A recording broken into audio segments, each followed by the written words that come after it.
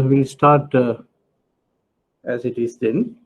I thought of there was a request to do a couple of questions on UCP 600 the other day. I'm not quite sure whether the student who requested is in here today, but there are only few students have logged in so far. Thank you, Shanagar. So we'll do some assignments which I have given from the UCP 600 725. That's how the title of the assignment that I have given. We'll try to concentrate on the question 1. Question 1. Especially the parts A and B. Question 1, parts A and B. Then we'll tackle the question number 2.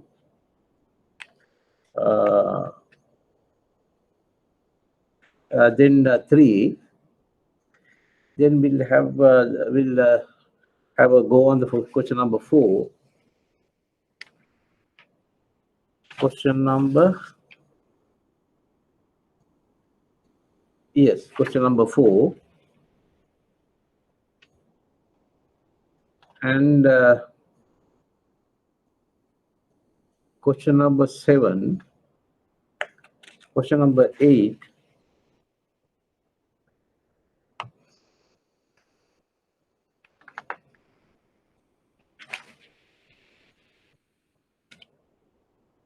Yes.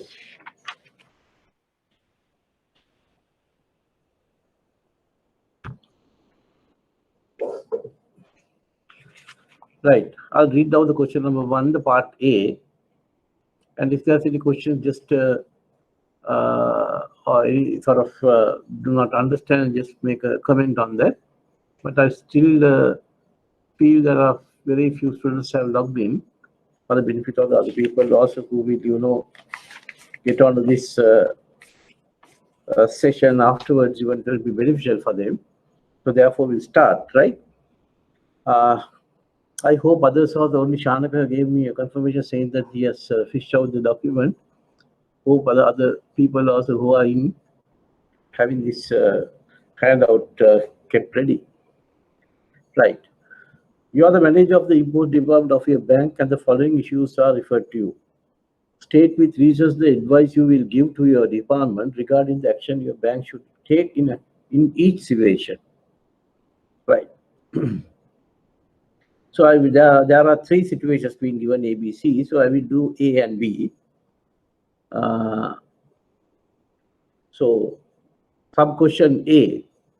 Your bank has received a set of documents from Bank AB under local LC issued by your bank subject to 600.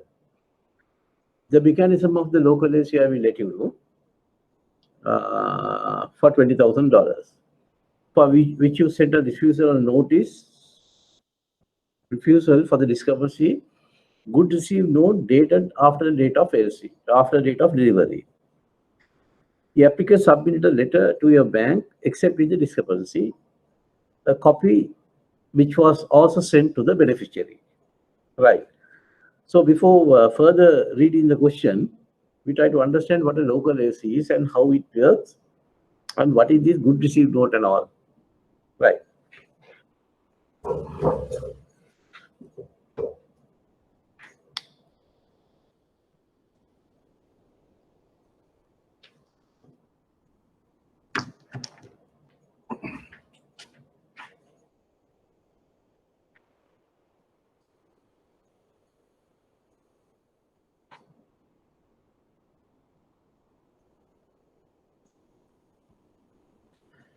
The domestic LC or local LC means this was covered by under UCP 600.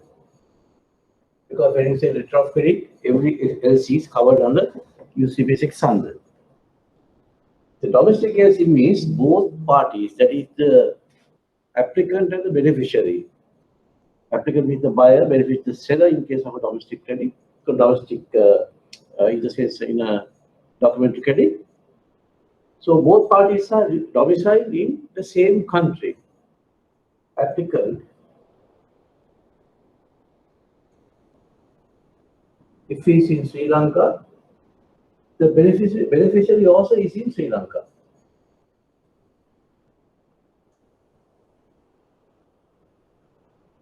Right.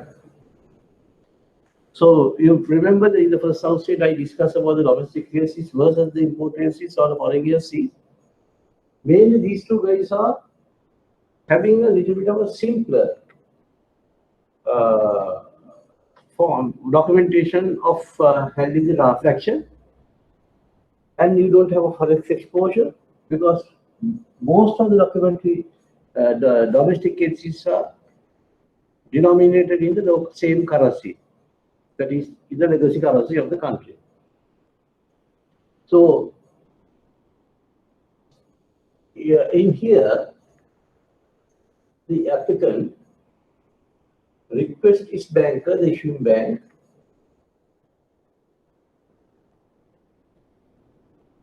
to establish a letter of credit to the beneficiary in favor of beneficiary. So like in the import ALC, this issuing bank will send the letter of credit through an advising bank. But if the beneficiary also a mutual customer of the issuing bank, then the issuing bank will send the receipts direct to the beneficiary. Otherwise, it will be sent to an advising bank. So now see, this advising bank, the issuing bank, applicant and the beneficiary are in the same locality. In the sense, they are in the same entity of in a legal system. So they will route the receipt to an advising bank, and the advising bank will reach the beneficiary. Now this is something like the import ALC. Again, the format of the ALC is 7700. It goes to SWIFT. So beneficiary will collect the ALC after paying the advising bank charges.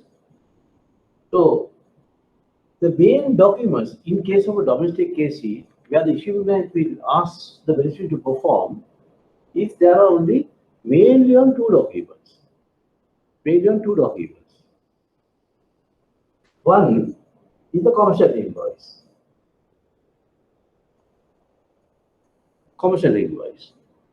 Other one is the goods received note.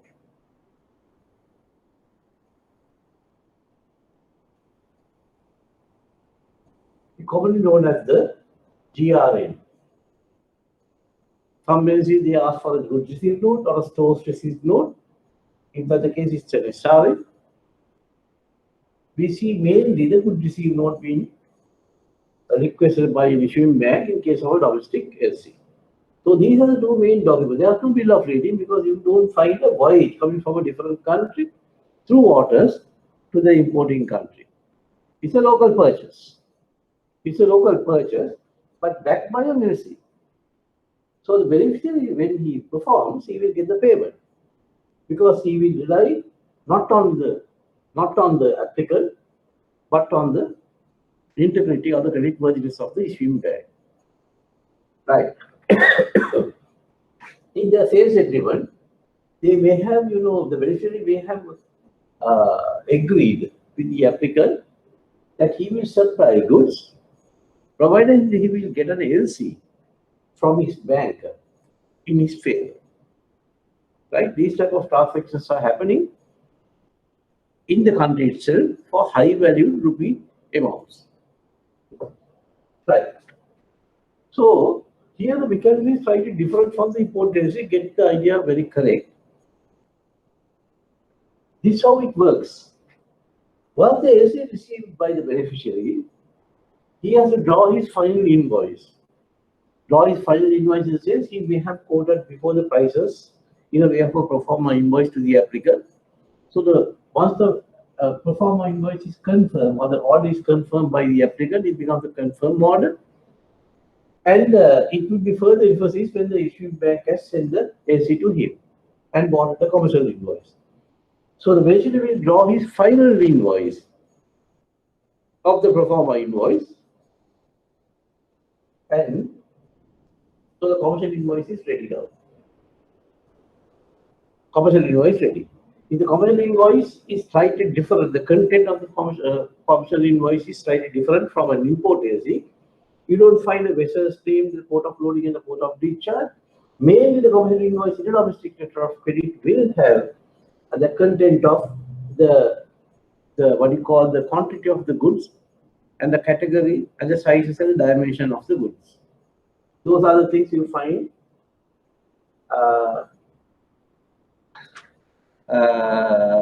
in a commercial invoice. And also the HS code numbers are not that much necessary. That is the classification of the merchandise is not necessary in a commercial invoice in domestic case because there's no clearing process taking place, right? So I have the goods, I will deliver to a person in Borella, right? Or in Pujivarala, I mean Borella, and goods will be given to Pujivarala on Arampita. So like that, right? There's no HS code number, it's not necessary. And the invoices will be denominated in healthcare mainly. Healthcare mainly. But there are certain beneficiaries, they want the invoice to benefit, what you call, denominate in US dollars. US dollars.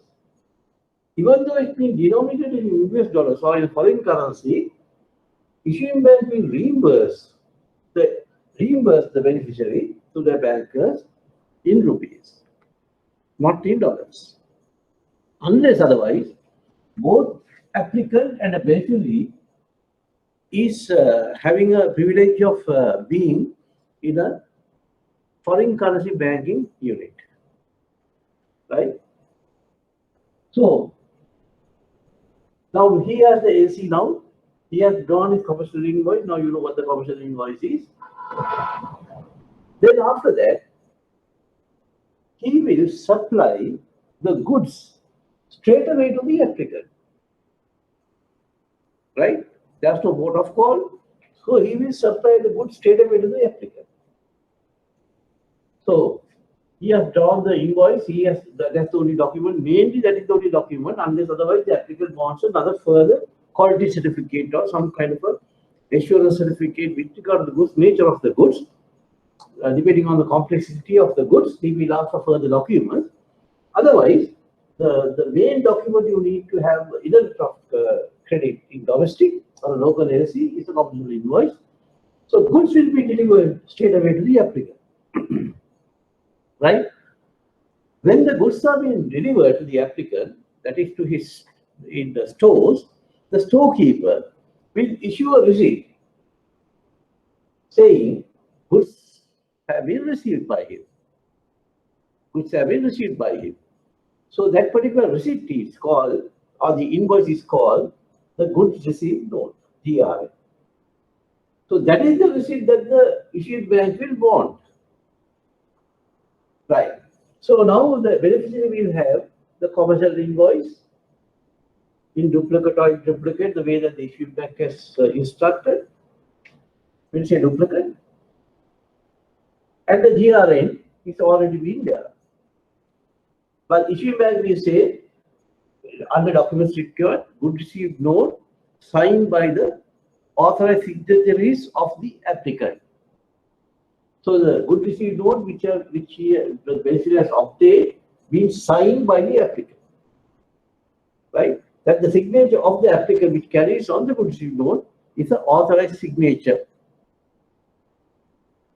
Authorized signature says that signature is following like the specimen signature which the issuing bank has it, right? So the signed GRN is there.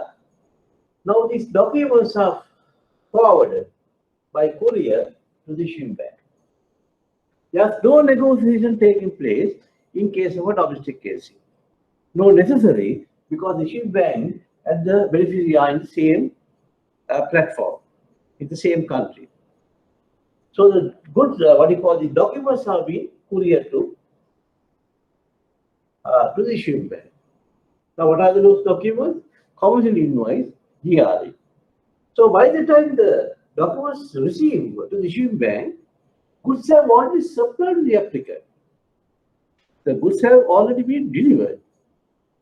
So therefore, in the case of a domestic letter of credit, the custodian of the goods, issuing bank loses.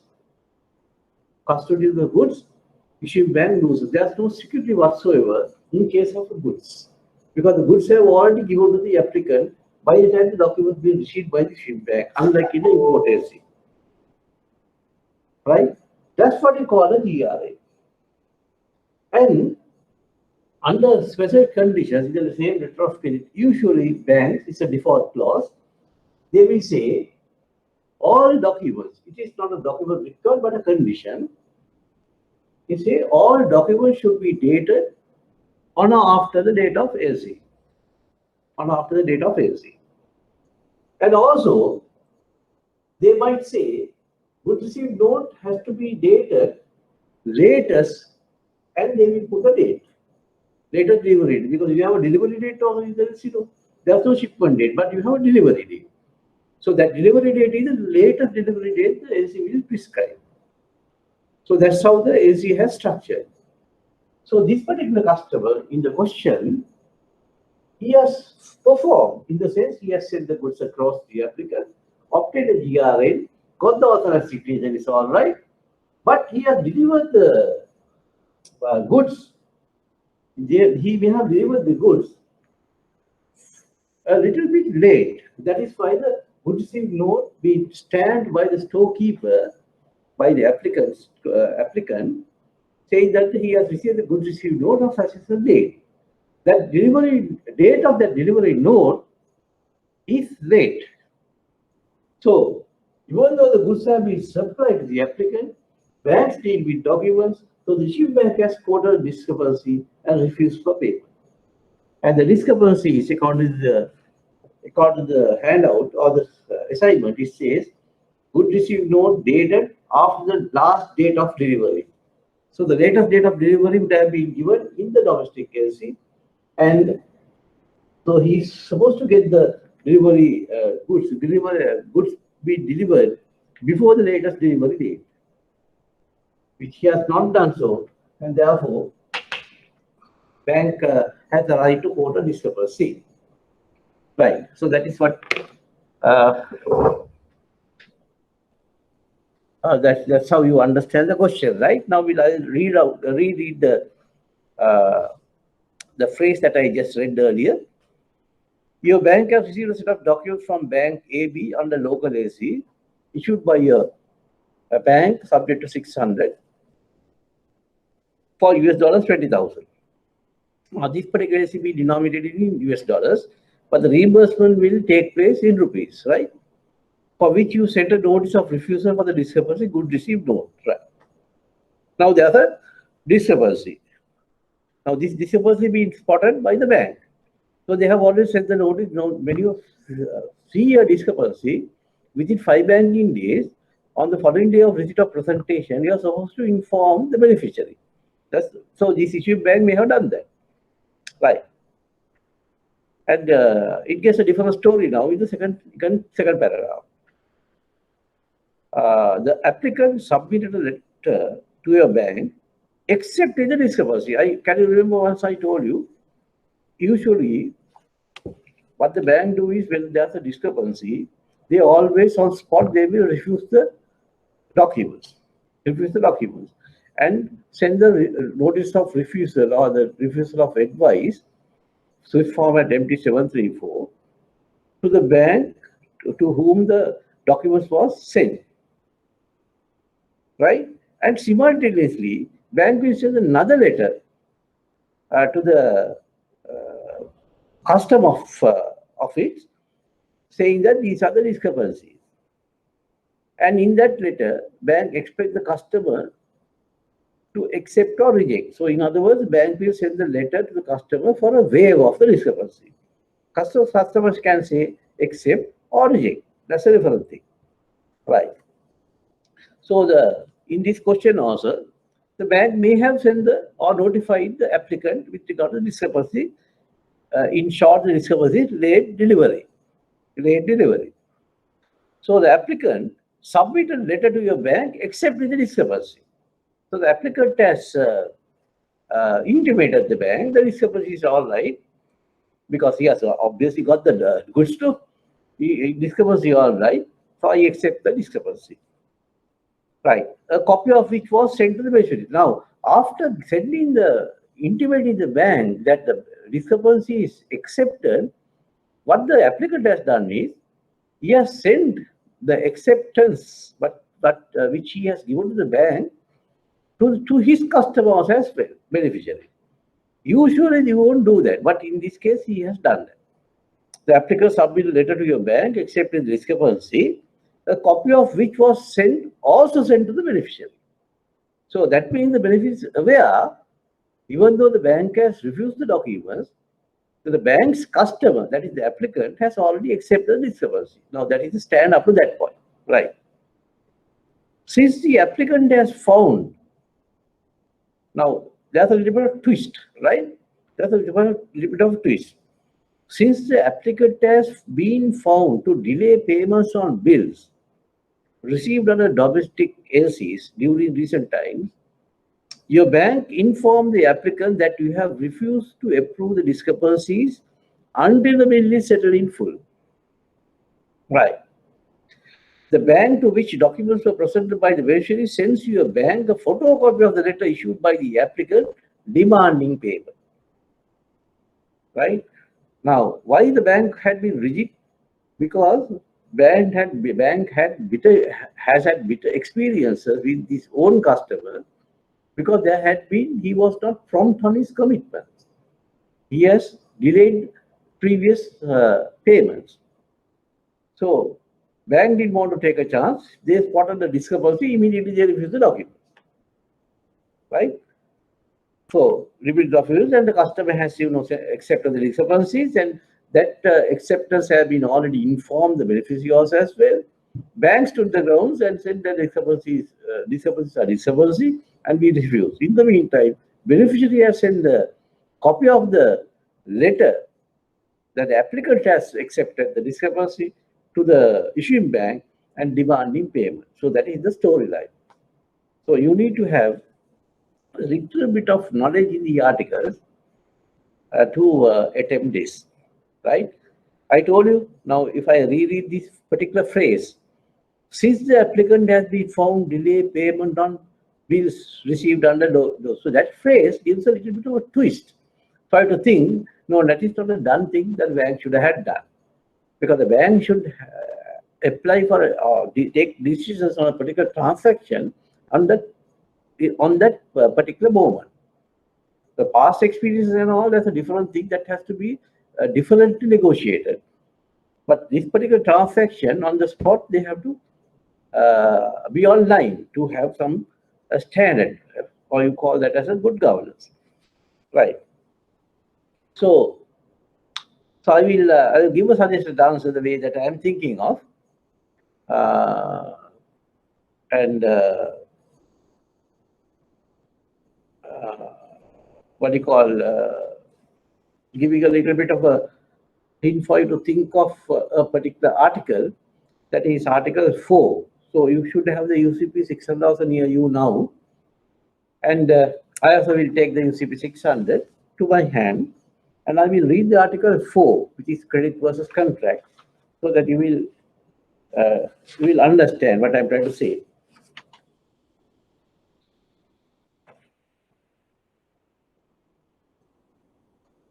Article 4. You have. I hope that you have taken the UCP articles near you, and concentrate on the Article 4 for this particular phrase. That is the sub-article A. There are two sub-articles in Article 4, A and B. I'm talking about the sub-article A.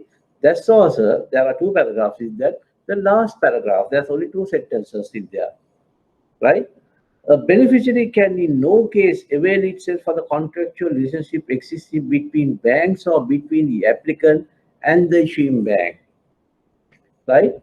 So the beneficiary can in no case avail itself on the contractual relationships existing between banks or between the applicant and the issuing banks. It is very clear and very sound, little bit of sarcastic also as well. Right. So we have that kind of a thing also as well. Now we are the issuing bank now for this particular question. Right. Now you take now you know the Article 4 says something, no?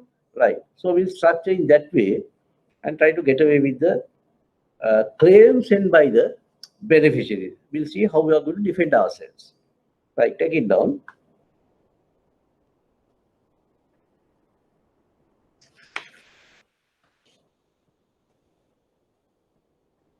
In the meantime, I would like to know from the forum, there are only few people still be logged in. The particular student who wanted to discuss about the UCP, if he or she is there, please show up to me. That means I'm happy that I'm addressing to him or her. Right. With regard to the request of do some UCP questions. Right. I can't remember the particular person's name, but I promise that I will do some questions today.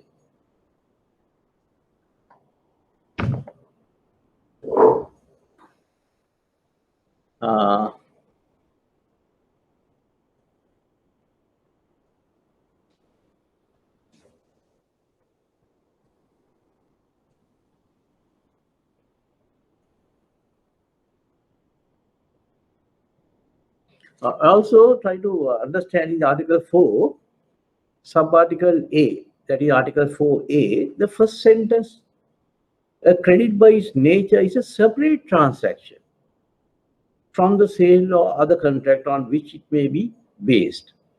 So, credit or letter of credit transaction, it's a separate transaction, right? You can't take any other things or situations into account.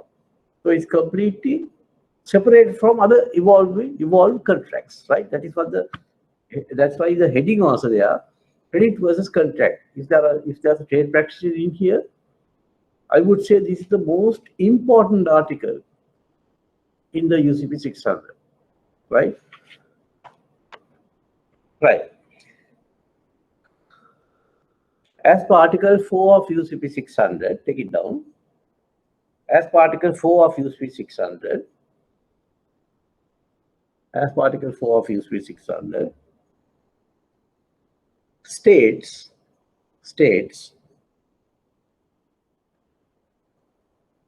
by its nature,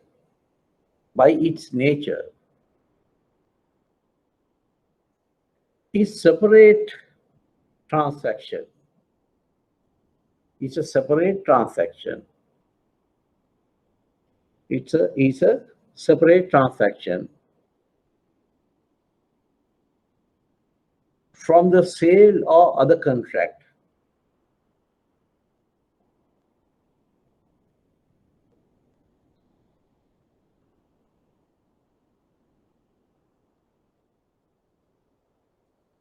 From the sale or the contract on which it may be based. On which it may be based.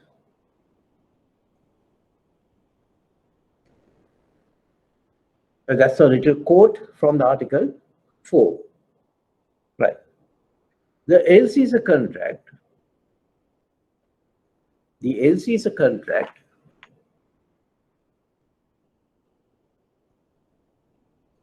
between, question says your bank, right? Between your bank, no, yeah, the question says your bank, no. So you have to say between our bank,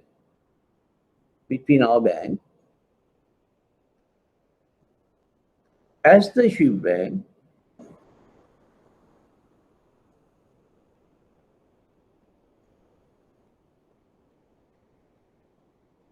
and with the beneficiary.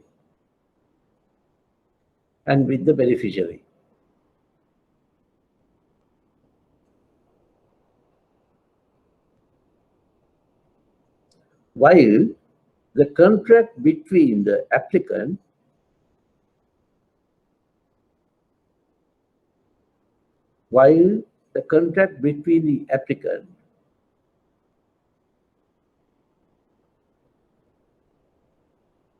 and our bank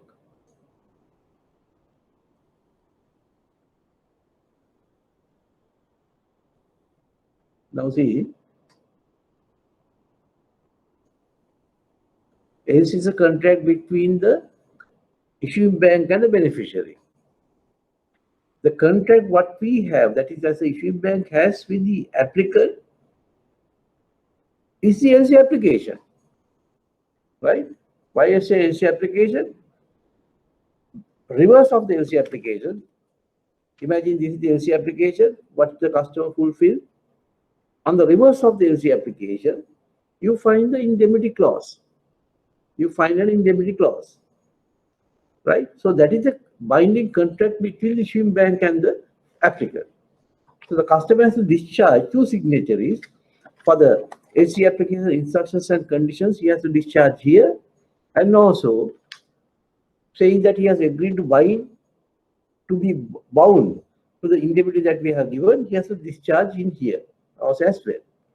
So there is a contract between us, that is with the issuing bank and the applicant.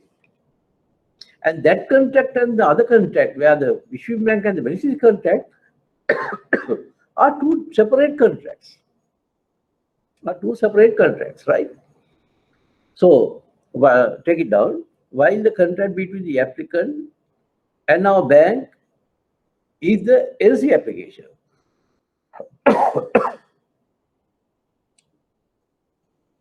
Is the LC application.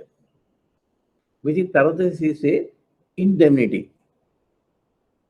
Indemnity.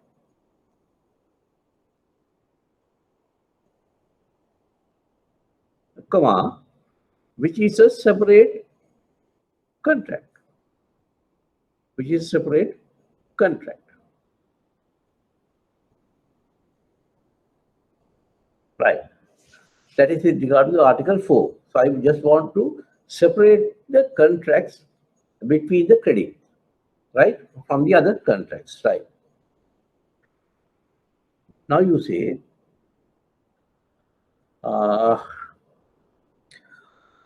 although the applicant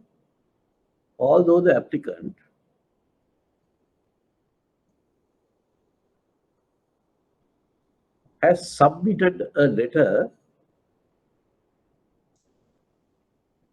to our bank,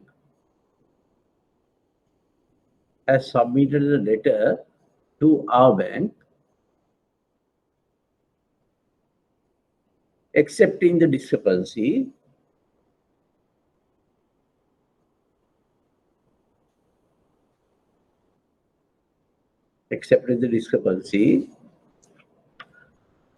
our bank has the right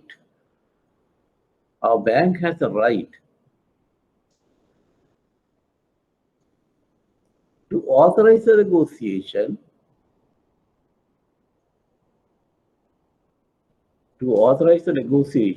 of documents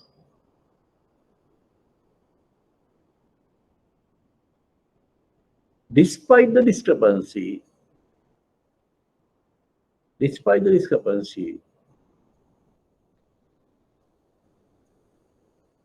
or refrain from doing so.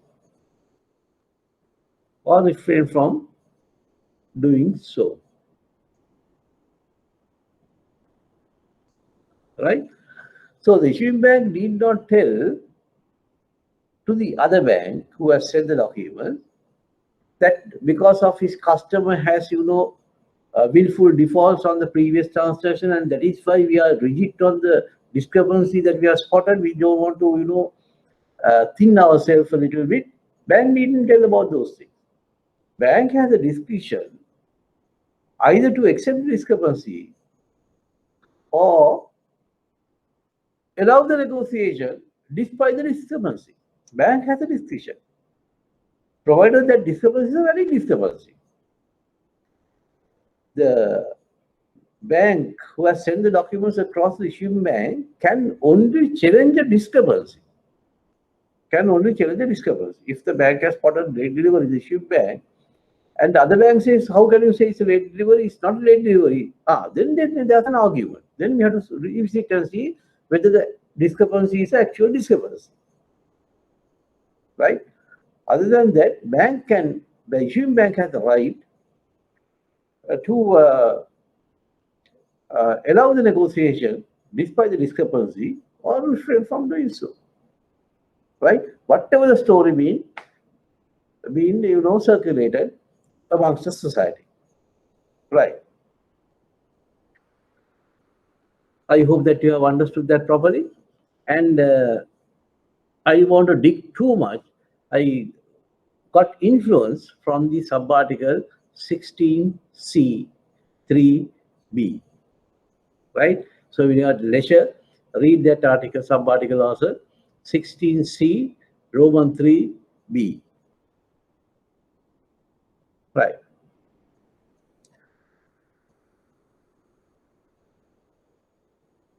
Next one, your bank issued a letter of credit subject to UCP 600 under which you received a set of documents which you refused to honor due to following discrepancies. Right. Your bank, that is our bank, has received documents and we have quoted discrepancies. And there are two bullets. There are two discrepancies that we have quoted. A bill of lading indicates a third party. Bill of lading indicates a third party other than the applicant. There's a typographical error there. Please do correct that. It should be other than the beneficiary. Other than the beneficiary, not applicant, it's beneficiary. Bill of lading indicates a third party other than the beneficiary, close brackets, as the shipper. Right? Now, in a bill of lading, you have certain provisions that is to fulfill. Right? There are to fill the blanks. Right? One is the name of the consignor or shipper. So mostly, name of the shipper or name of the consignor of the shipper is the beneficiary, name of the beneficiary, and address is given, right? But in this particular bill of lading which has been presented states some other party's name, that's third party's name, as the shipper. As the shipper. Bill of lading indicates a third party, right? Other than the beneficiary which we stated the credit as the shipper, right? Now, here you can't apply common sense. Here you can't apply common sense. You have to have the precise knowledge what the subarticle of a particular article says, right? Otherwise, you can't just think and find out what is the most probable thing. Because if you take 100 bills of lading, in 99 bill of lading, the shipper's name is the beneficiary's name, right? Obviously, shipper has to be the beneficiary. Right? With the probabilities, you can't come to a conclusion. I'm referring to trade, right? Maybe on other areas, yes. Right. So, if I, try to get your attention to subarticle 14, subarticle 14K, you will get the answer. Subarticle 14 is the examination of documents, and there are many subarticles up to L, starting from A to L. So have a glance on the subarticle K, that is 14K. It says the shipper or consignor, both are same, right? Of the goods indicated on any document need not be the beneficiary of the credit. Right? Need not be, the document means that includes your bill of lading also as well. And it says need not be the beneficiary of the credit. Right? Though in practice we see beneficiary name is the shipper's name also as well. But it need not be. Right? So how do you answer that question? As per subarticle 14K, I'm rushing. As per subarticle 14K, it's not a discrepancy. Right? It's not a discrepancy.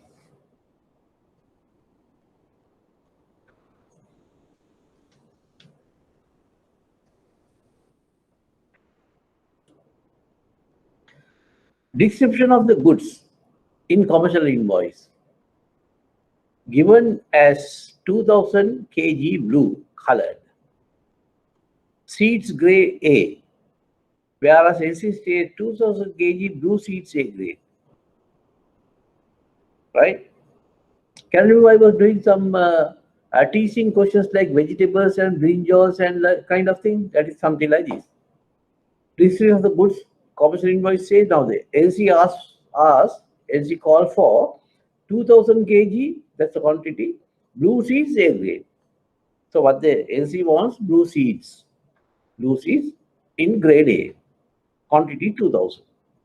But the documents presented, that the invoice says 2000 kg, all right, blue, but within brackets it says colored, seeds A grade A. Right. Now have a little bit of thinking on this and make a comment. Yes, Shanak and them, there are only five or six, including myself, is only six in the, what you call, in the house. Just let me know. In the meantime, I just want to find out whether the student who requested me to do the UCP question last Sunday is present in here online. If yes, show up that person also. Right. And in the meantime, let me know whether this particular instance is a discrepancy or not. Are you seeing there's a conflict with regard to the description given in both invoice and the credit? If there's a conflict, it's a discrepancy. If there's no conflict, there's no discrepancy. It's a valid presentation. Right. I'll give 1 or 2 minutes. Just think and let me know.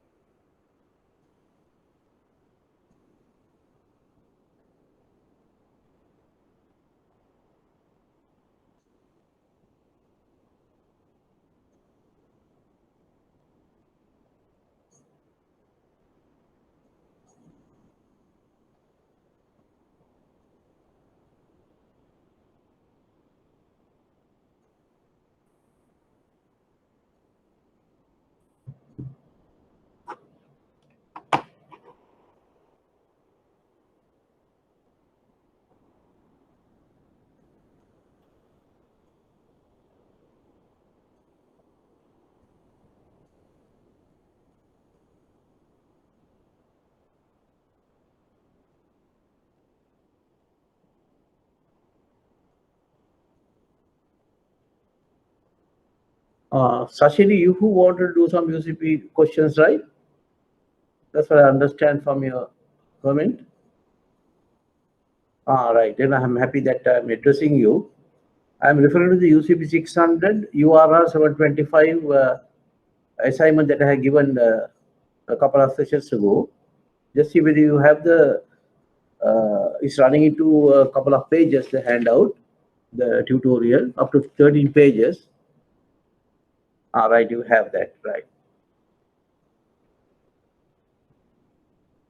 Shanaka, you're silent. I want you to see whether it's a discrepancy or not. You all can come on mic. There are only a few students around.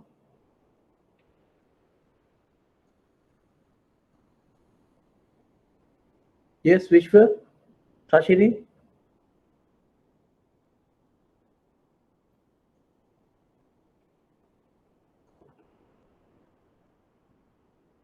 There's a notable absentee today. Gerald Anthony is not there today, surprisingly. Usually she is very, very regular on the class.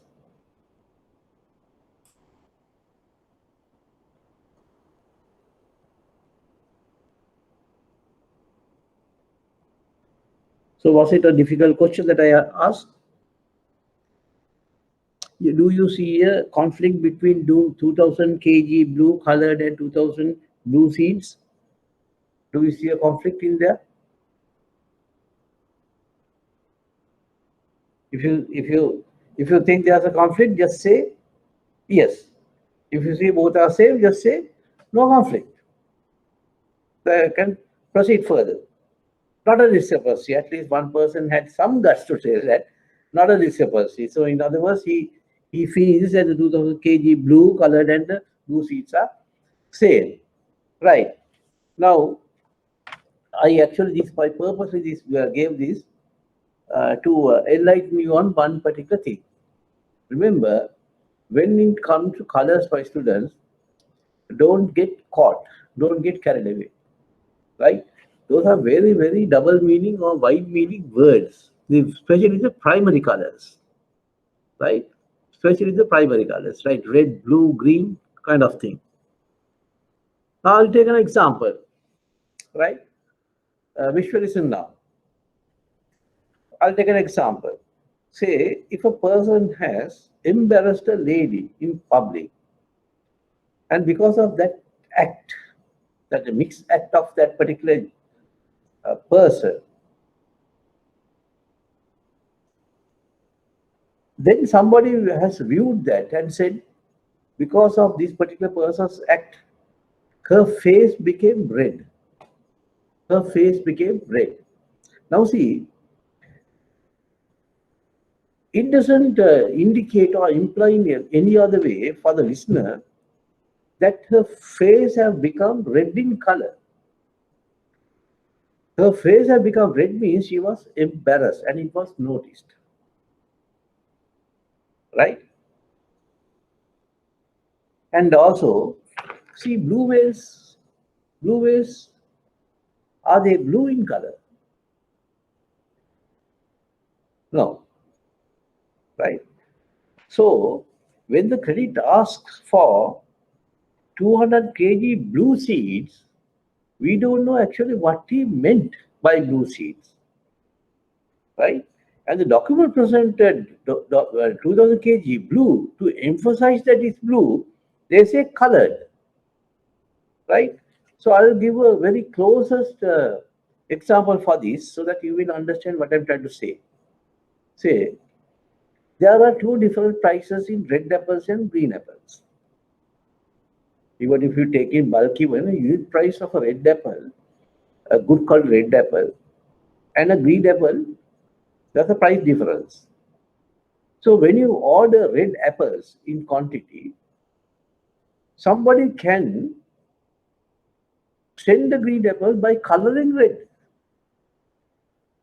So both are red apples, but one is colored, right? And that sense, definitely there will be a conflict in here, right? So when you say 2000 kg blue colored and 2000 kg blue is different, right? So also I want to draw your attention for my argument, that is to Article 18C. I'll read out for you. The description of the goods, services, or performance in a commercial invoice must correspond with that appearing in the credit. Must correspond means it needn't be the same, but should not conflict. Correspond means alike, similar, no mirror image, no, what you call, it needn't be identical, it needn't be the mirror image, but it should correspond, meaning the what you call it goes a meaning without saying there should not have a conflict. Should not have a conflict. Thank you, Vishwa. You are clever, you got it that. A lot of people, my own students sometimes in the division, it's extremely difficult for them to absorb sometimes when I say certain things. Now say, if I say short sleeve shirts and long sleeve shirts, anybody can understand. Right? Even my maid can understand that. But this type of thing is difficult, especially when we come to colors. So be careful on your vocabulary also when you are speaking, right? When you are quoting something in with regard to prime colors, you have to be extremely careful because they carry wide meaning. Another example that I have my personal experience. We have a very good tea blend called Earl Grey. Earl Grey, right? Earl Grey tea. I had the privilege of tasting just a quarter or a 1/8 ounce of a what you call a tablespoon of that particular tea, which brews in Bhuvan in a tea plant. So I was expecting a bit of this thing, charcoal black color. For I don't know for why reason they say Earl Grey. It fetches about 25,000 per kilo, right? and it says Earl Grey. So I don't know why, for why reason it says grey there. But there are many reasons for that. For us, we don't have answers, right? Blue skies and the blue seas. The sea is blue. No, you get a greenish buff color sometime in the sea. It's not blue. When you say blue, now see, I became blue. I became blue. That is, if I'm, got caught to some kind of a scandal and got highlighted, and all of a sudden, if I see the social media that my name is dragged, all of a sudden I was in a white cloth position. Now my dark side has come out of it and in the social media. So I have become blue now, right? So that blue and the dead body's blue is two different kinds, but you use the word blue in there, right? So what do you call? You have to structure the answer now. Say, as per sub-article 18C of UCP 600,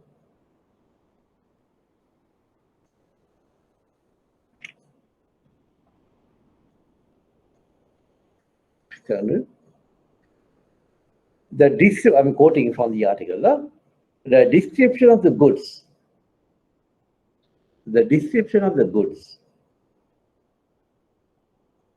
in a commercial invoice must correspond with that appearing in the credit. Now see, when you use the word must, that gives an indication it's a definite verb.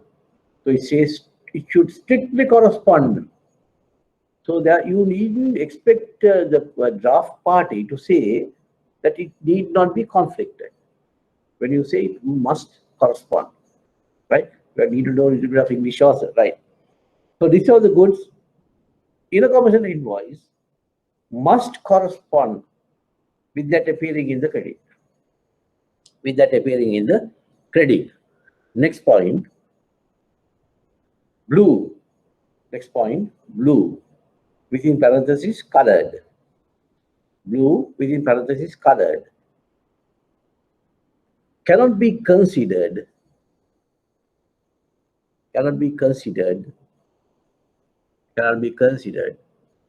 same as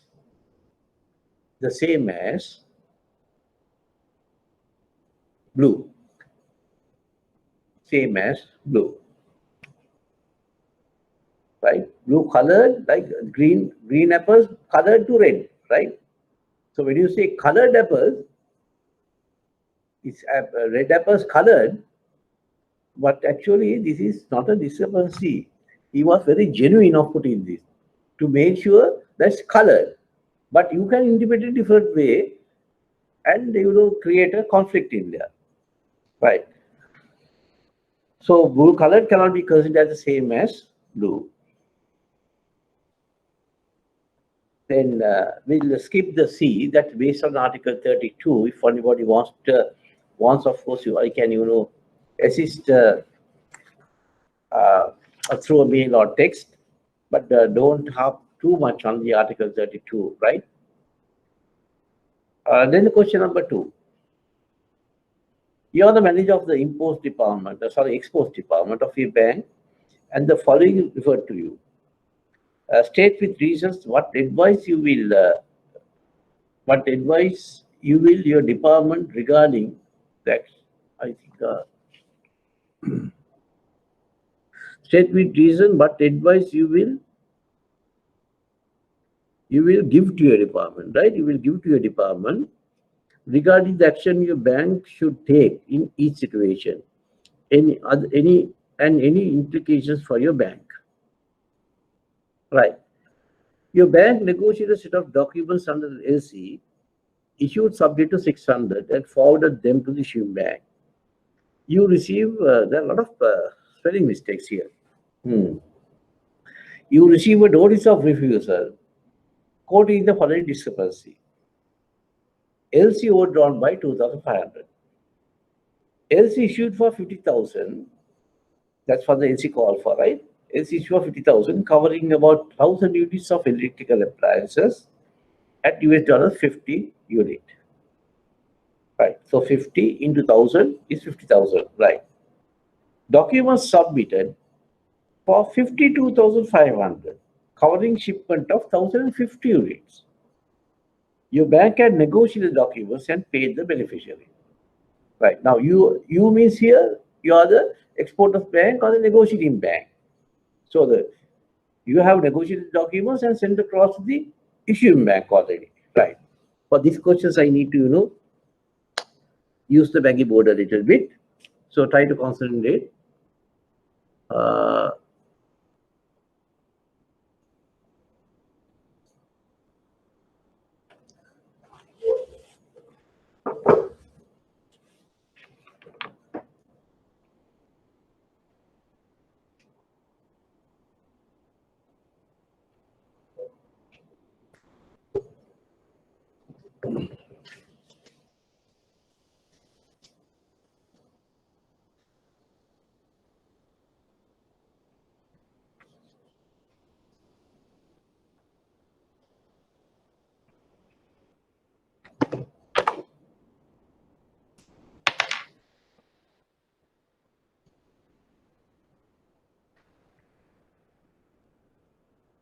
LC issued for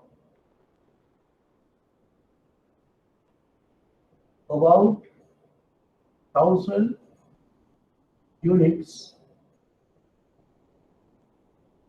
of electrical appliances, and the unit price has given at the rate of 50 per unit.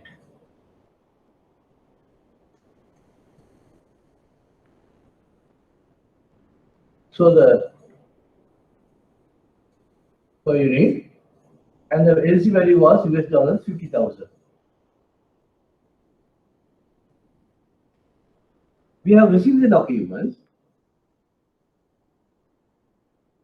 for US dollars 52,500.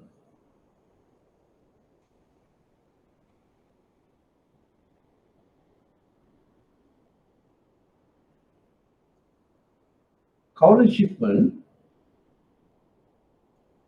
covering shipment, that is a quantity, not 1,000 units, but 1,050 units.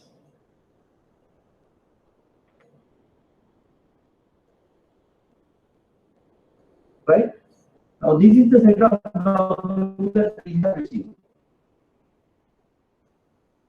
We are the negotiating bank. One more thing that I need to tell you, when you're reading the question, when you're reading a question, you need to put yourself what shoes that you are wearing. Meaning, whether you're on the issue bank, whether you are standing as a issue bank or as a negotiating bank. Otherwise, it's extremely difficult to handle or think of a URC and a UCB question. Immediately, you have to figure out in which section that you are belong to. But here, the question have made easy for you, saying that you are the manager of the export department. So you can't be the issuing bank. You have to be either a confirming bank or a negotiating bank. If you are a confirming bank, also you are the negotiating bank. Right. So credit calls, that is the issuing bank has sent the credit to the beneficiary through your bank, and it says about 1,000 units of electrical appliances, which price is $50 per unit. $50 per unit. So 50 into 1,000 is the 50,000, and the value of the LC was 50,000. So your customer has presented documents US dollars 52,500, and the quantity is 1,050. You remember the word about and approximate being stated in front of a quantity. 10% plus or minus applies. You remember sub-article 30A. Now immediately they are supposed to refer to that article when I'm reading. Right? Just have a look on the article 30A. It says the word approximate about. We'll have a 10% more or 10% less. on quantity, value, or unit price to which they refer. To which they refer. So they are referred to the price. So 10% applies in here. So 10% of 1000 is how much? 10% 1000 is 100. So this can go up, the units can go up to 1100. So 10% less of 1000 is 900. So this what I call these electrical appliances can vary from 900 to 1100. So in that sense, submitting the documents for 1050 units is well within the range of 900 to 1100. Right? In the range of 900 to 1100. So therefore, first the document presented for 1050 stating what quantity is right. The value 52,500. AC doesn't state, or the question doesn't state about is applied in here as well. So when you say 1050 into 50, it might come to 52,500. That's a different story. That's a different story. But the word about has not extended to the value. Now, if you refer back again to the last sentence of the subarticle 30A, it says 10% plus or 10% minus will apply for value, quantity, and unit price to which they refer. Which they refer. So they have referred here only on the quantity, not to the value. So they can supply either 900 units or 1100 units, or in between that they can supply goods in quantity, but they can't touch the value. Value has to be $50,000. Right? In other words, this particular tolerance doesn't apply for both quantity and value.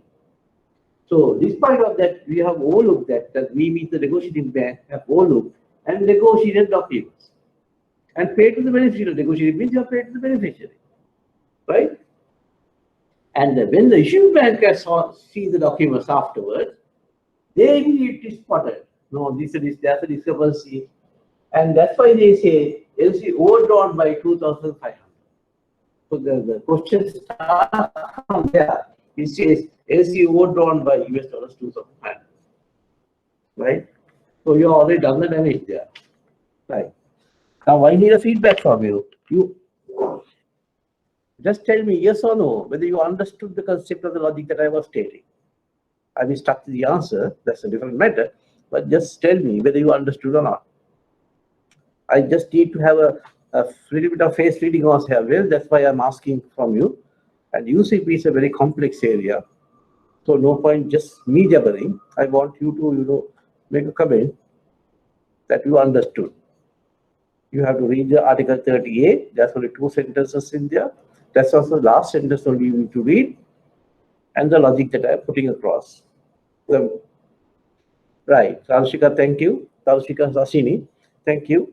And this is a negotiating bank, that is you have negotiated, that is your department guys have negotiated, you are the manager exports and negotiated. And you got it wrong in there, in the sense you knew the article, that is why you allowed to negotiate, right? And the unit price was 50, you just multiply the 1050 by 50 and then saw 50 to 500 in order.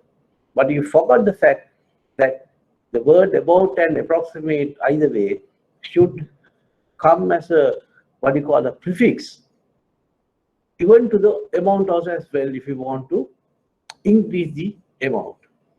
That part you have missed.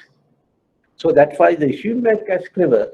Issuing bank has spotted that discrepancy and they have sent you a notice of refusal quoting the following discrepancy. LC overdrawn by 2,500. That means you are not going to get the payment now. Right. So as the manager, what you have to do now? That's a problem now, right? That's a blunder that you have done. So you need to, though these are very common things that you find in the trade finance division. Trade finance divisions are not perfectly arranged divisions. You get a lot of mistakes, but you need to be very, very witty how to handle those situations as managers, right? When time to come. Fine. So we'll start from the Article 30, right? So you say, as per sub-article 30A of UCP 600, I'm referring to that particular article, and I intend quoting from there. Right. As per sub-article 30A of UCP 600. Now, when I'm saying the answer, you are taking down in point form, right? Every time I miss to tell you, don't write in the paragraphs, right? Put in point form. For that point only you get marks, right? Right. As per sub-article 30A of UCP 600, the word about, you have to answer the question. Huh? Now, there's only the word about in here, so don't talk about approximate here. Right. The word about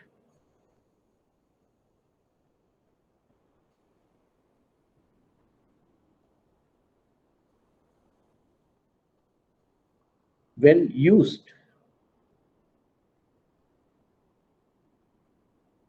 the word about when used in connection with the quantity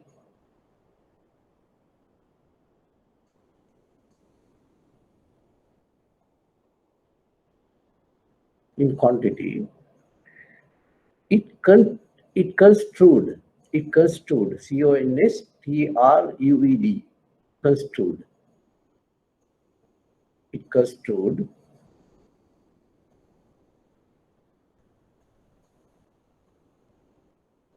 as allowing a tolerance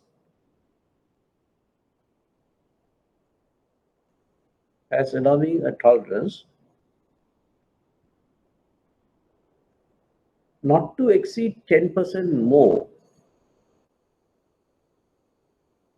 or less than the amount.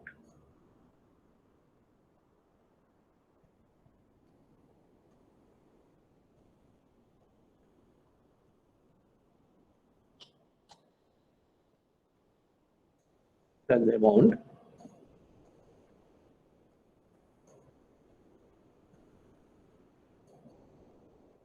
which they refer.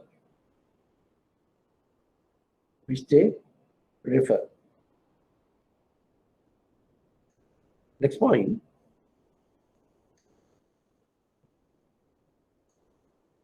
Therefore, the provision of this article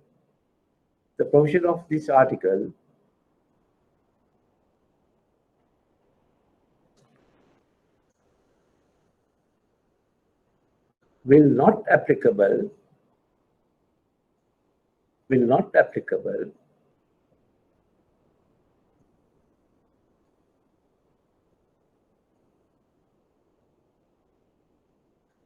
there's a little bit of correction in earlier statement that I said 10% plus or minus less than the quantity, not amount, and the quantity which they refer. Right. This article does not applicable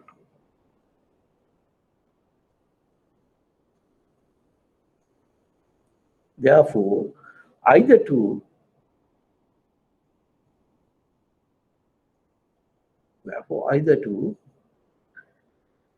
amount or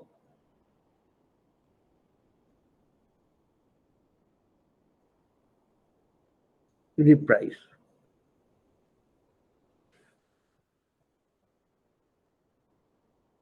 Either to amount or to the unit price.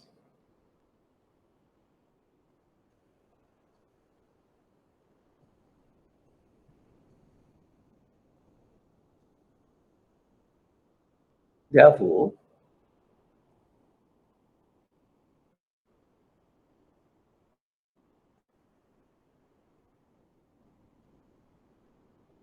our bank has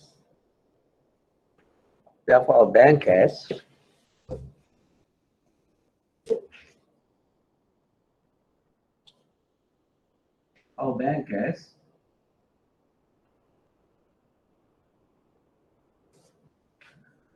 has ERRED, ERRED.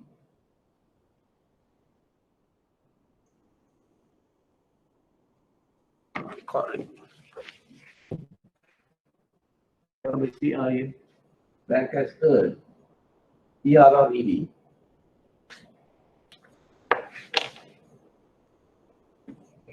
Our bank has earned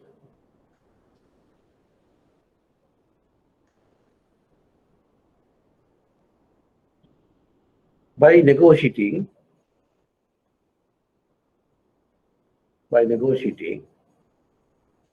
discrepant documents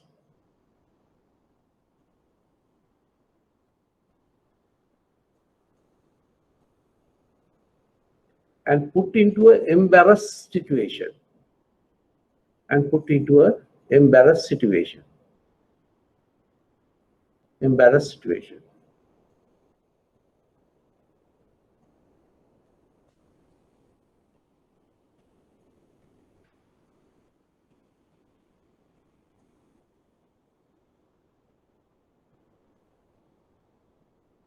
Therefore, our bank should revisit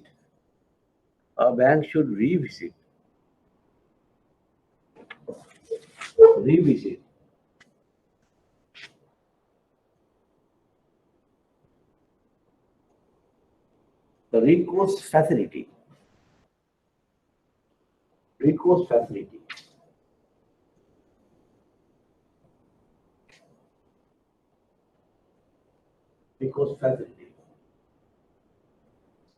RVCOU, RSC, recourse facility, and then try to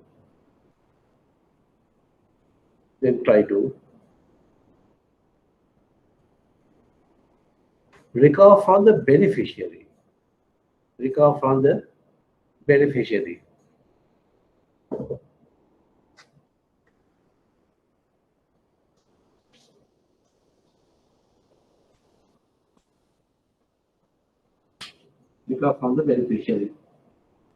Now, there's a little bit of practical aspect in here I need to tell you. When a customer is, when the bank purchases or negotiates, especially to a customer for the first time, bank will obtain a few documents from the customer. I have told you this, when we did the revolving structuring facilities, I did say this, I'm telling again. There are main two documents that the bank will take from the customer. One is the letter of hypothecation.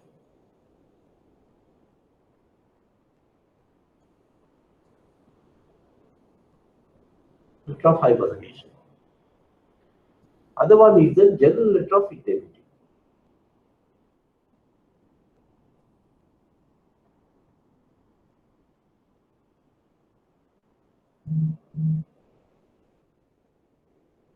The letter of hypothecation gives the bank the entitlement, or it will empower the banker to sell the goods if the buyer doesn't pay and recover their charges. The general letter of indemnity is a very powerful document. And in any case of a what you call eventuality with regard to documentation, including discrepancies, sometimes bank is covered on this letter of indemnity, even though they were negotiated. So this is the recourse document that the bank has to fall back to the beneficiary. But some general letter of indemnities doesn't include the discrepancy clause.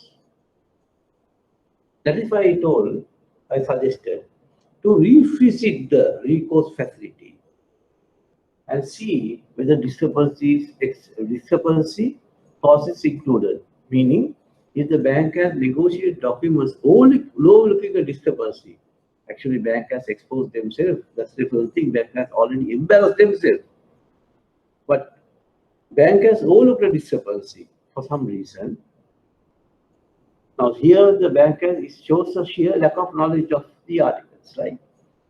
And if the general indemnity says if the bank has negotiated document despite discrepancies, still the bank has enforced the recourse facility, then the bank can recover from the beneficiary for what they have negotiated.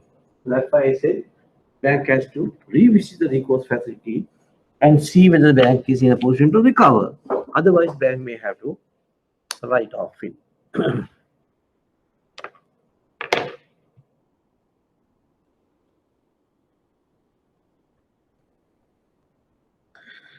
Question number 3. Your bank has negotiated a set of documents under LC issued subject to UCP 600. You have now received a notice of refusal by SWIFT quoting the following discrepancy. Now again, you are the export manager. Your export department has negotiated documents, and you are getting what you call a refusal notice, that is MT734 from where? From the issuing bank. After sending the documents courier to the issuing bank, they may have sent a refusal notice because they have found a discrepancy. What is the discrepancy? Copy documents not sent immediately after the shipment, because there had been a condition in the letter of credit, that is to the beneficiary, we should send the copy documents immediately after shipment. That is, prior to negotiation, the beneficiary should send copy documents to the issuing bank, right? So that had not been done. So LC required the beneficiary to send one set of copy documents to the applicant immediately after shipment, and copy of the letter forwarding the document to the applicant to be submitted. The copy of the letter submitted was dated 1st February and the bill of lading was 15 January. Right. The LC says beneficiary is supposed to send copy documents immediately after shipment directly to the applicant, but the issuing bank will not know whether they have sent the documents or not. So therefore, it says further in that particular condition, after sending that, you have to send a letter of confirmation to the along with the other documents, saying that you have sent the documents, and you have to mention the date when you have sent. So this beneficiary has forwarded the document.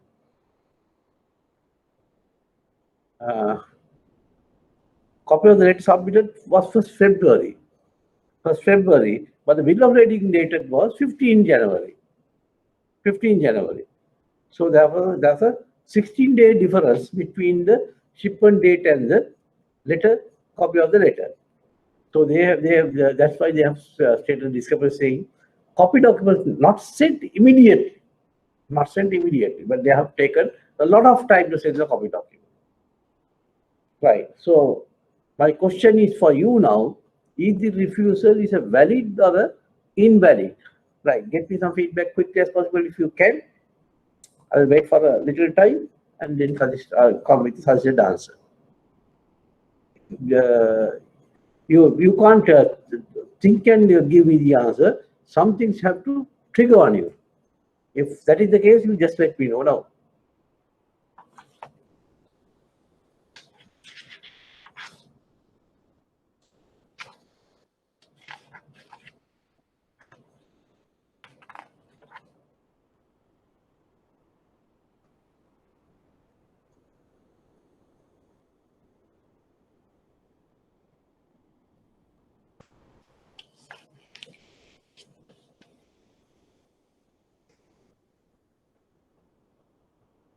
Okay, to make things easy for you,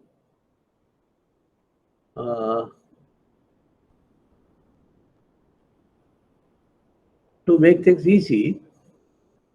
will say this refusal is an invalid refusal. It's not a valid refusal. Now just tell me why that I said that. See if they can figure it out. Copy document not sent immediately after shipment. Can you figure out why is that? It is not a valid refusal. I'll give 1 minute from now. Yes, Vishwa, can you try again? Sashini? Chanak is silent for some reason.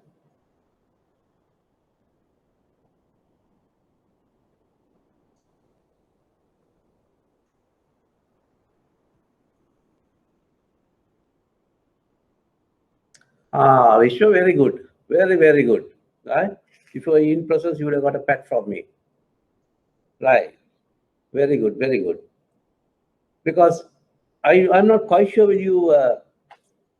whether you figured out the answer with the proper way, because you have said not specific. That gives an indication for me. Your answer is right, but your understanding is slightly different. Right. Change the article 3. Get the article 3, which anyway very good once again. Check the article 3. There's no sub-articles in that particular article, but under interpretations, just see whether you can figure out the phrase that I am referring here. Unless required to be used in document, unless the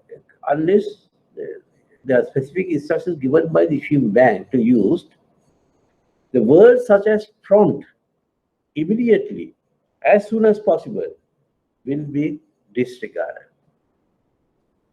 You are very right, which you are saying not specific. Why is not specific? Which it says in the article not to use prompt, immediate, and as soon as possible, not understood by UCP. When you say immediately, right, it's a vocabulary word, it's very colloquial for you and me when we talk. UCP doesn't understand, it can be very specific. In that sense, which we are 100% right. If you have understood that and said that immediately not specific, you are very good, right? So we'll try to assist Vishwa and try to get the science answer right and say, as per Article 3, as per Article 3 of UCP 600. I'm telling again, students, once again, now when you're answering or attempting to answer a URC or a UCP question, it's based on articles, right? So you needn't worry if the particular article, the way that I am saying, the article doesn't trigger you, refer to the article number. You just say, as per UCP 600, your marks will not get cut, right? Right. So as per Article 3 of UCP 600,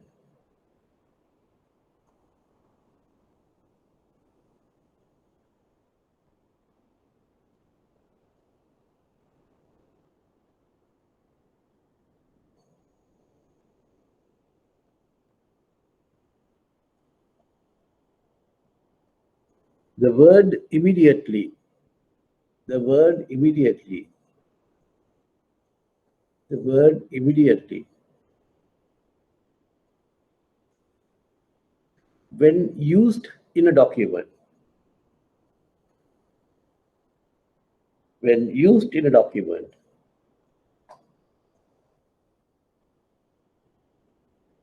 when used in a document, will be disregarded, will be disregarded. And that is why the beneficiary has taken his will to send the documents, copy documents to the applicant. Because he doesn't understand what is immediately. At least he will pretend that he will not understand, because UCP doesn't define what immediately, as soon as possible, and prompt is. And also, UCP doesn't identify what is well known, qualified, independent, official, like that, right? So there are a lot of things that you need to understand in under interpretations. Just read very important article for you to figure out at least the MCQ questions in the exam level. That was Article 3.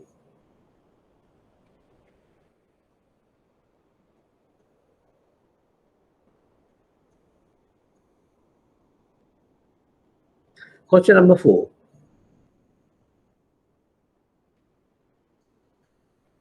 Question number 4.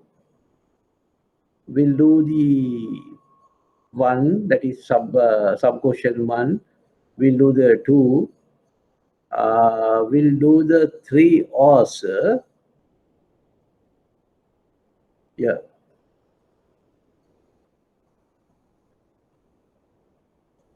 Yeah, we'll do the 3.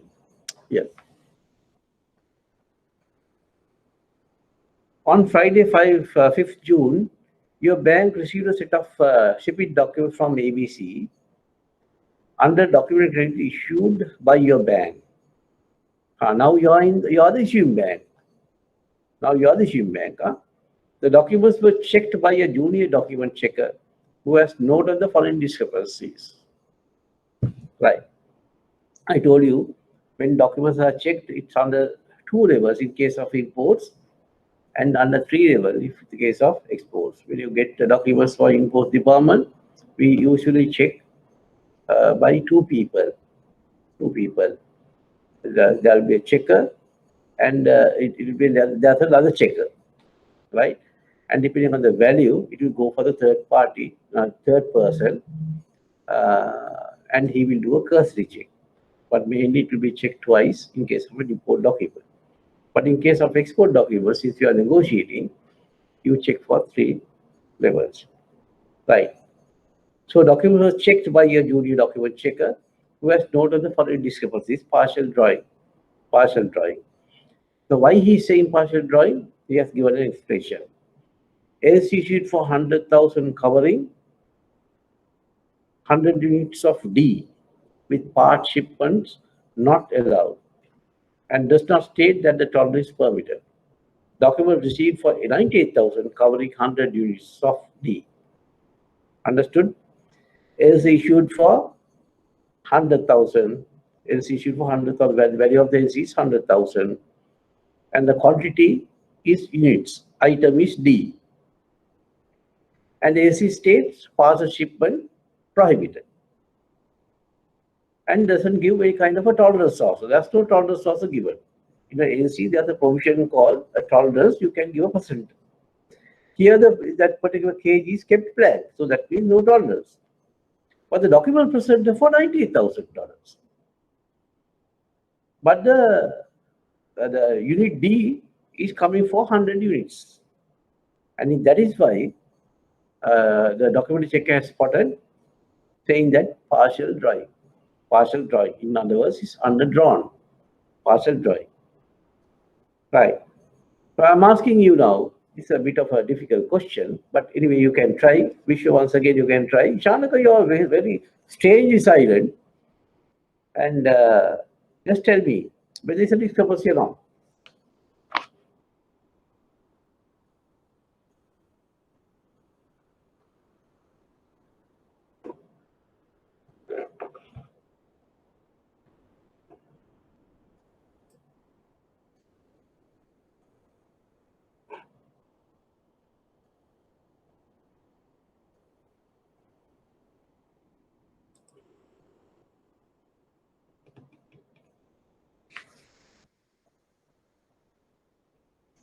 So not a discrepancy. Yes?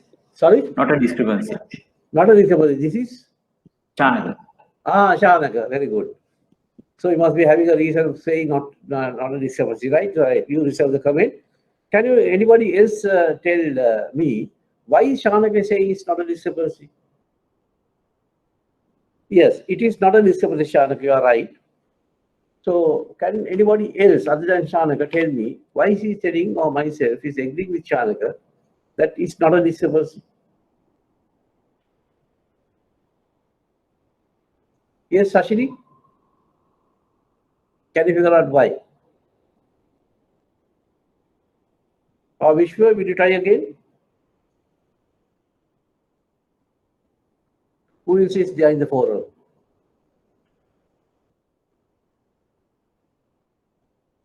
Darshini is there, no? Right, my friend's daughter. Right, you are in there in slide. Darshini, you can try now.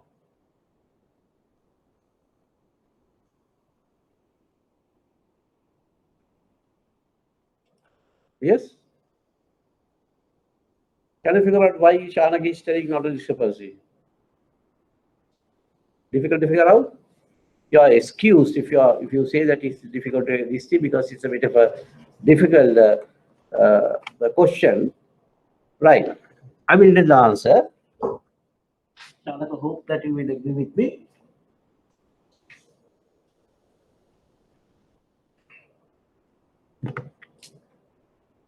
As we call for 1,000 units, it is 1,100, 100 units of B, and the value of the AC is $100,000.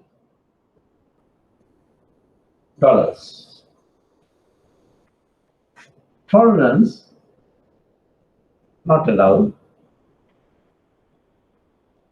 and the partial shipment or drawings prohibited. So there's no question of drawing less, and there's no tolerance being given. But the document presented not for 100 but for 98. So if you can draw your attention to the subarticle 30C, 30C, 30C, right? If you have if you have the 30C now, just see whether you can understand. It says even when partial shipments are prohibited, even when partial shipments are prohibited or not allowed,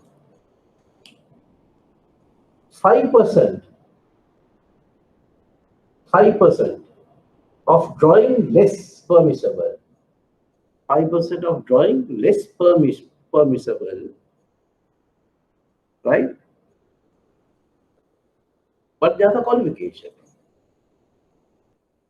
Provided that the shipment is effected in full, right? It's not maybe the very same words the way that I am saying that you find in the articles, but it is the crux of the article. You can just read along with listening to me. 5% drawing less is permissible, provided the shipment being effected in full. If shipment is effected in full, it says 100 units of D, then the document present also should consist of 100 units.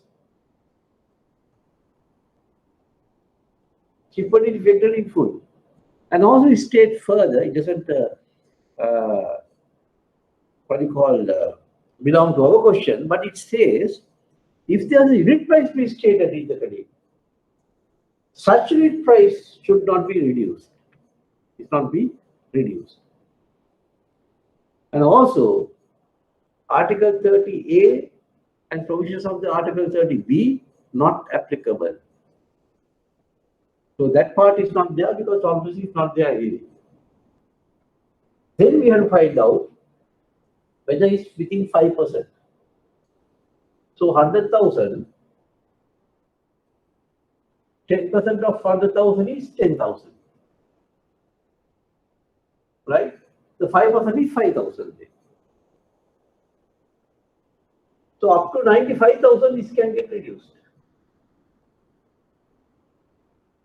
Up to 95,000 AC value can get reduced. Less drawing is permissible. So 98 is 5%. So that means this particular document is acceptable only if the shipment has been effected in full. It says 100 units and they have supplied 100 units of assessment. And therefore, I hope Shanaka on that sense only you said it's not a discrepancy. Right. And others, I hope that they understood. So therefore, it is not a discrepancy. So you can say, as per sub-article 30C of UCP 600, and if you don't remember what the article is, you can say just as per Article 30, right? Or you can say, as per sub-article 30C, it's not a discrepancy, right? If you want to elaborate, you can say 5% drawing is, you can take it down. Even when partial shipments are not allowed, even when partial shipments are not allowed, partial shipments means partial drawing also, right? There's a partial drawing, there should be a partial shipment, no? Right? So if even then the partial shipment are not allowed.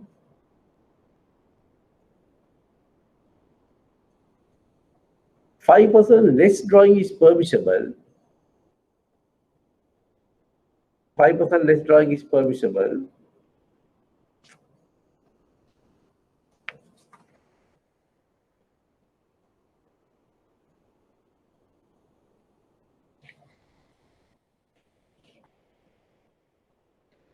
5% less drag is permissible.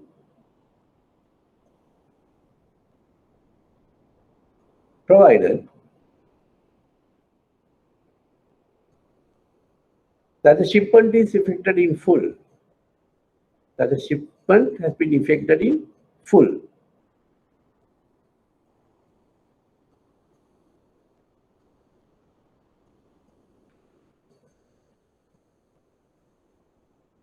And the Article 30A is not applicable. Article 30A is not applicable.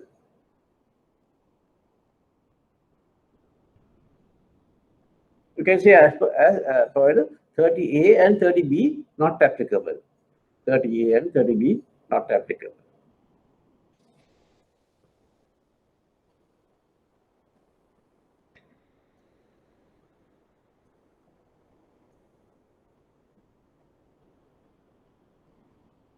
Therefore, it is not a discrepancy. So you can indicate that. Therefore, it is not a discrepancy. Right. Second discrepancy is good underinsured. Goods underinsured. That's what the discrepancy that the junior checker has noted. Right. So we need to find out whether it's a valid discrepancy or not a discrepancy. LC calls for an insurance policy without indicating the value to be insured. That means the present term not being stated, right? LC calls for commercial invoicing. Sorry, I'm reading the next question. No, LC calls for an insurance policy without indicating the value to be insured. Documents submitted contain insurance policy for 100% of the CIF value. Usually, the bank should have said it is not a mandatory provision, but the bank should have said what is the present term markup the insurance company has to cover the voyage from the port to port. If the LC for 10,000, then the LC would have said 10% of the CIF value. But in this case, they have not mentioned about the present term of the premium. So therefore, beneficiaries requested the insurance company to cover the 100% of the CIF value. But our checker says goods underinsured. Goods underinsured. Now you have to give me a feedback once again, whether it's a valid discrepancy or not a discrepancy. Yes? I'm just giving only half of it. Yes? It's a discrepancy. It's a discrepancy. Once again, it's Chanagar? Yes. Chanagar, yes. You are right in this case also. And without much ado, I will tell you. Should be 110%, I think. That's right, that's right. Yes, very, very good. Where does it state? Can you remember? It states in the sub-article 28F Roman 2. 28F Roman 2. Right. So you can say as per sub-article 28F Roman 2,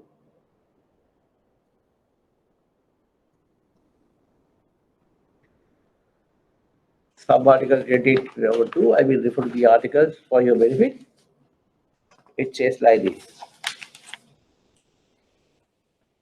Requirement the credit for insurance coverage to be for a percentage of the value of the goods, of the invoice value or similar, is deemed to be the minimum amount of the coverage required. If there is no indication in the credit, that is as good as our question. If there is no indication in the credit of the insurance coverage required, the amount of the insurance coverage must be at least 110% of the CIF or CIP value of the goods. So Chanagar, you are right in that at least there should have a markup of 10% if the insurance coverage is not mentioned in the credit.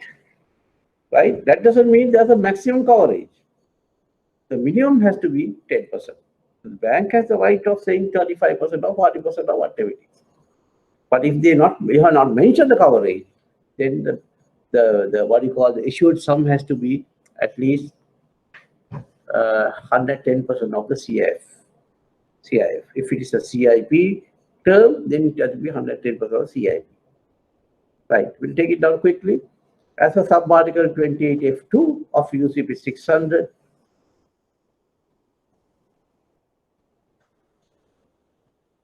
if the insurance coverage has not mentioned in the credit,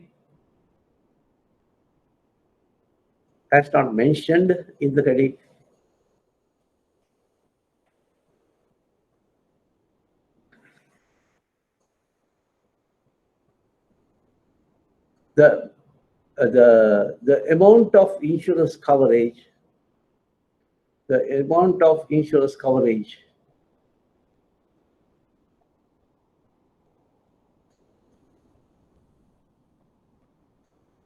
must be at least 110% of the CIF value.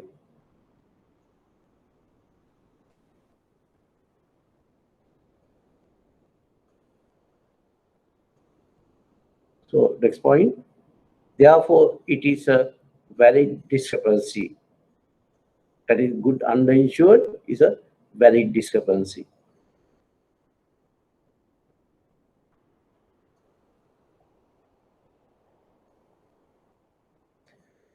Third one, commercial invoices not submitted in triplicate.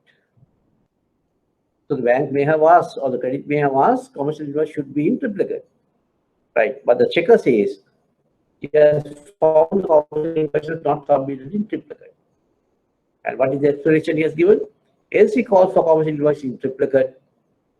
Documents submitted contain 3 carbon copies of the commercial invoice, right? So it's a valid discrepancy. Sorry, I put on the forum because of the time factor. It's a valid discrepancy. If I try to get your attention to sub-article 17E, it says triplicate or duplicate or 3/4 or whatever it is, if the credit asks for in that sense, at least one original should be submitted. So you can see as per sub-article 17E, in the meantime I will refer to the 17E.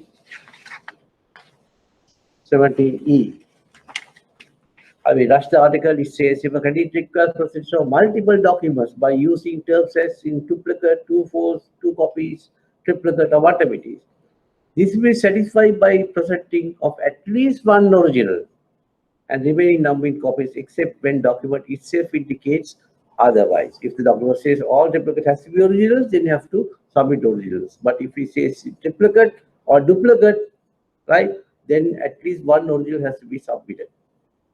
So the purpose of UCP definition has to be understood by all parties involved with the credit, right? So you can see as per 17E of sub-article 17E of UCP 600, when credit requires presentation of multiple documents, so that will cover the triplicate or multiple documents.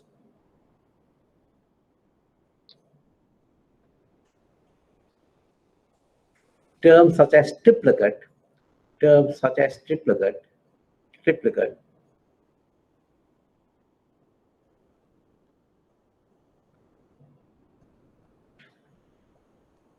be satisfied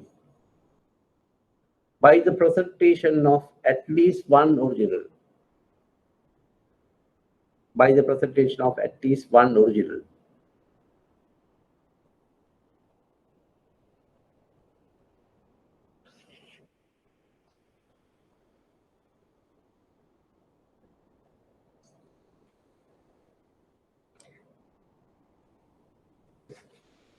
And the remaining number in copies.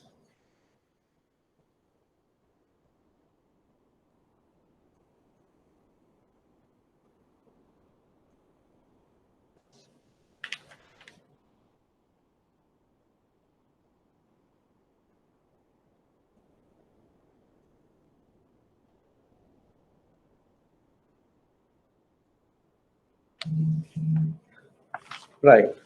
So I'll give a small exercise for you. And if there's a little bit of stuck, you can always contact me. Try the question number 6. Right? Question number 6. And the associated articles will be Article 7, Article 9, that is for question number 6, right? Then there's another interesting question. I prefer if you can tackle that actually. Question number 7. It's a kind of a modeled question here for the exam level of nowadays. Question number 7. It's based on the Article 26. Article 26. Then Article 29. Article 29 and this one, I'm referring to the question number 5 now. The LC contains a clause goods to be shipped on a vessel which is not more than 15 years old. The bill of lading does not contain a clause to this effect, and even the documents submitted to the do not include a certificate of this.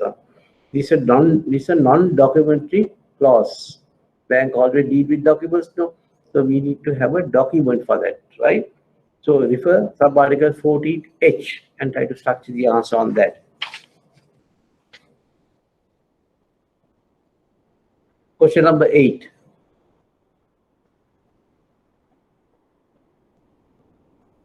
Question number 8. That's a very interesting question here. Question number 1, 2, 3, 4, 5, 6, 7, 5, 6, then 8, like that. So I will do on ad hoc basis. We will try to understand because of time constraint. I'm rushing now. State which reaches the last possible date.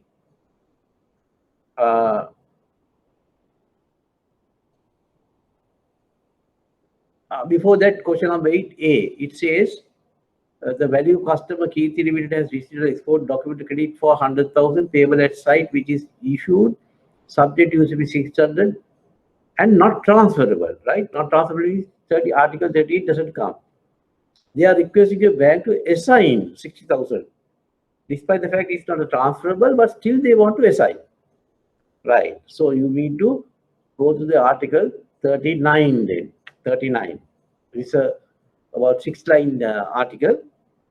Describe the considerations that your bank may have in acceding to or refusing their request, right?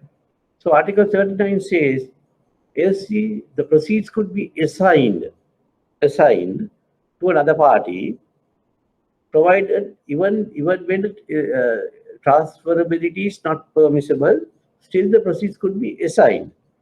This is what Article 39 says. But there are two qualifications. The assignee, now if the LC says beneficiary is A, proceeds can assign to B. But only qualification is B cannot perform. B cannot perform.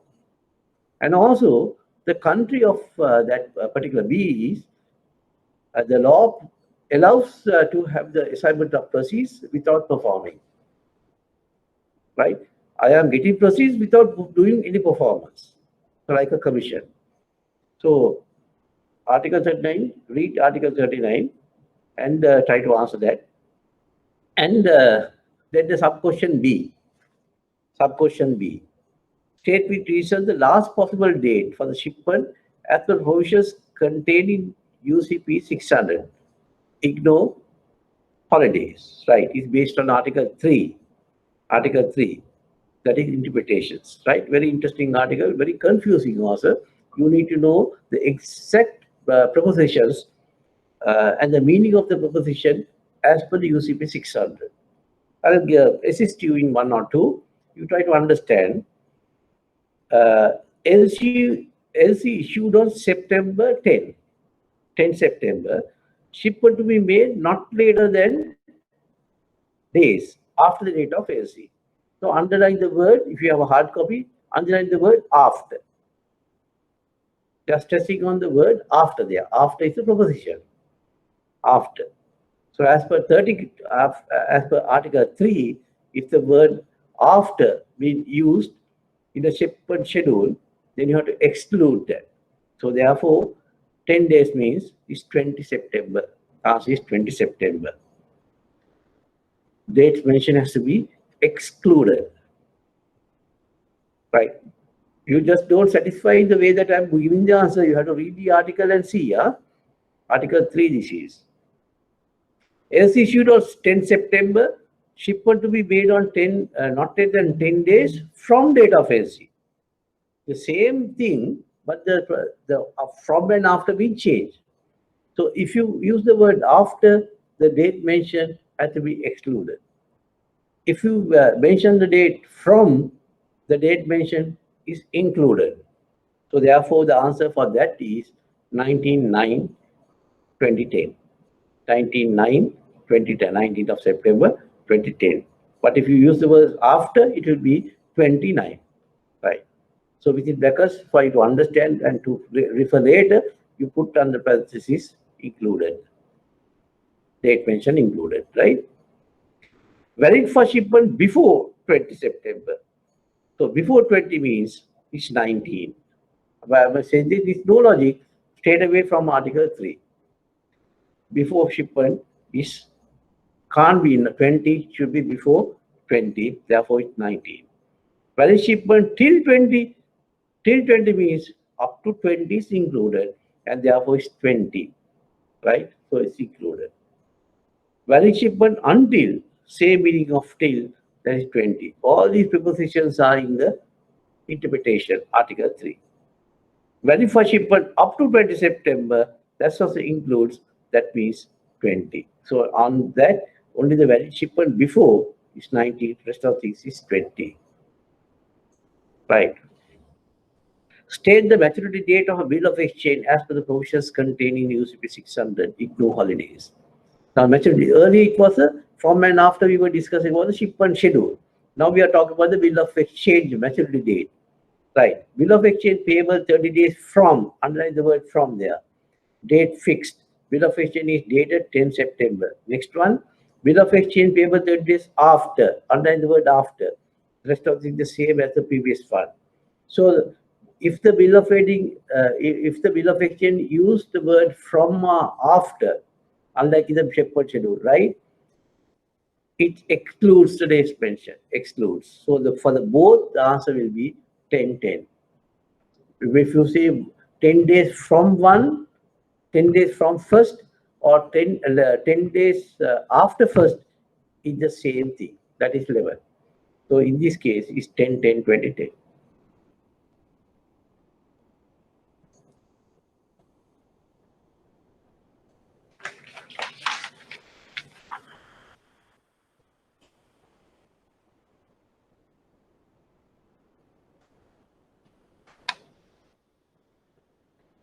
Right.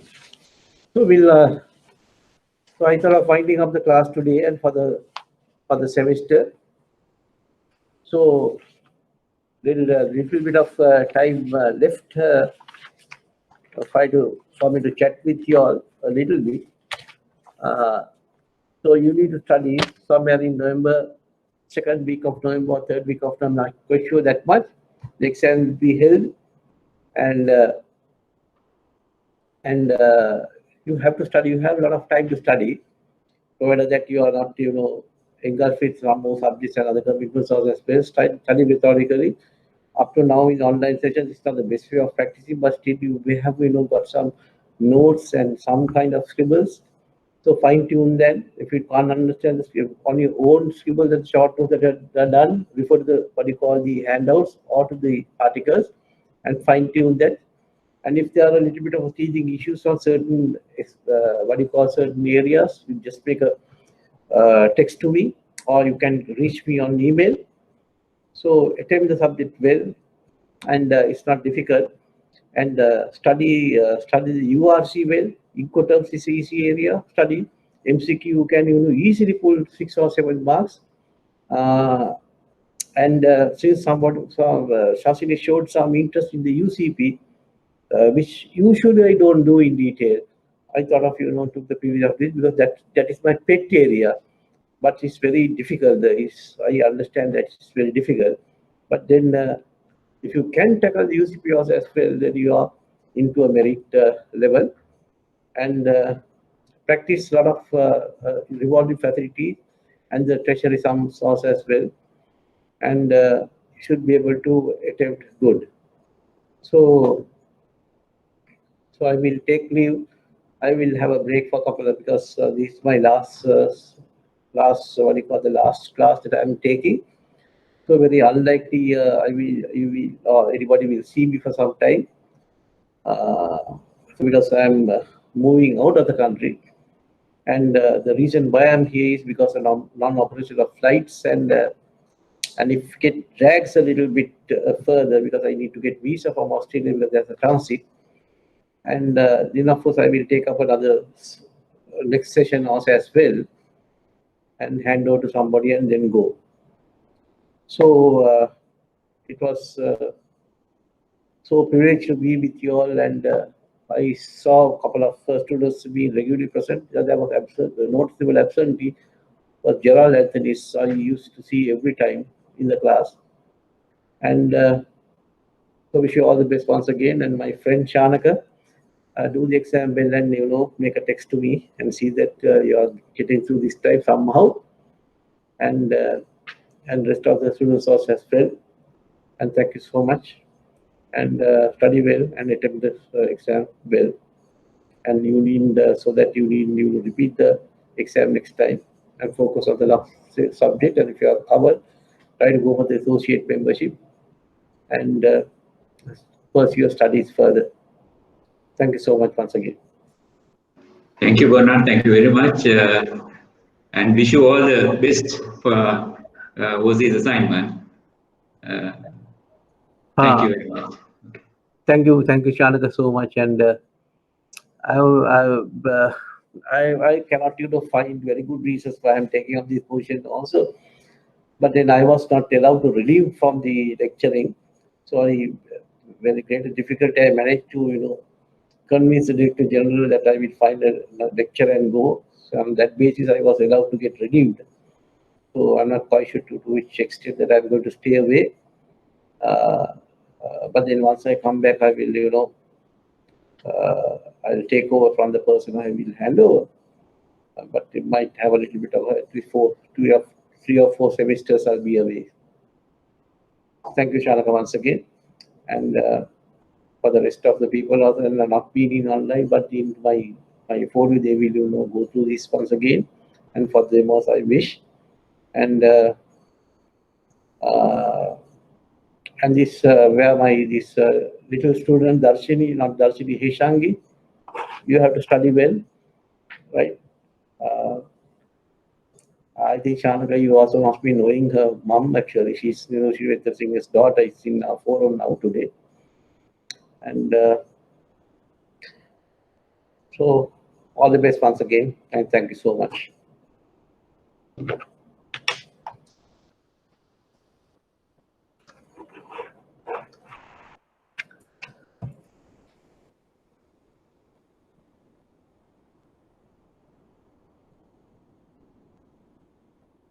Yes, Vishwa, thank you.